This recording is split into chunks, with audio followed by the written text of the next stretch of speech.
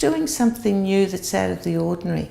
And I think the kitchen is totally different to all the classes I've taken in the past, where you can predict the outcomes and you structure the class according to the way you see it.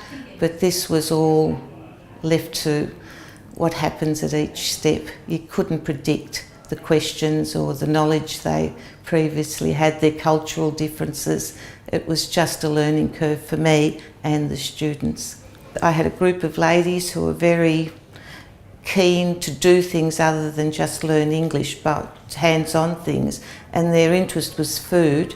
And so we decided to give it a go, and I didn't know where we were going to go and how we were going to start, so it was all focused on the students, their needs, but we also put in the proviso that they had to demonstrate a favourite recipe or an easy recipe from their culture.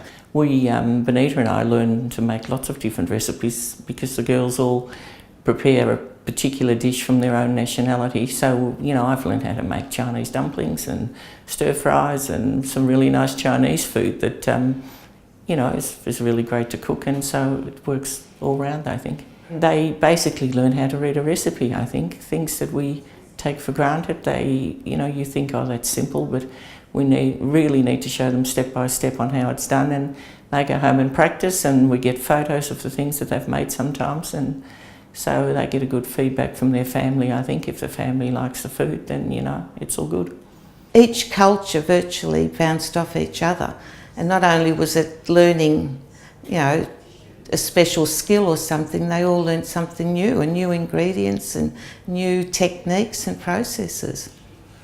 And on top of that, we'd ask, the volunteer and I would ask them what they wanted to learn from us. So each week we'd cook one or two things like lamingtons or sausage rolls, anything that the students asked us to do.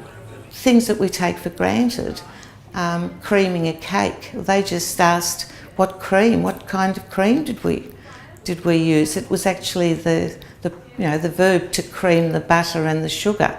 So it was all those little bits and pieces, and even things like measurements and tablespoons and cups. They were all new to many, many students. As long as I was organised each Friday with the recipe, with the ingredients, with the equipment, and introducing new sheets, with verbs and bits and pieces, it just all flowed within itself. The students carried the class themselves, basically. I kept on saying it didn't matter, whether your English is perfect or not, just try. And they did, and they'd ask, and they'd use their hands to describe something and explain what they wanted to know. So it was an outcome where it was learning through doing. Friendship, they lost their inhibitions, they were quite happy to chat and ask questions. A lot of them, when they first arrived in the class, were very shy and very awkward. There was only a few that came in pairs.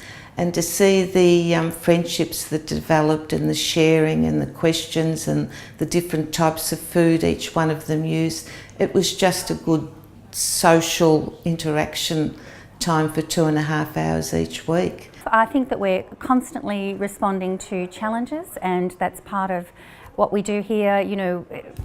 We have to do that all the time. You're constantly having to innovate. You can't come into a class with a predetermined fixed idea that you'll get through this, this day, particularly within the pre-accredited program area where we are able to be that flexible. So we really do have a great ability to respond to changes and needs as they develop and show.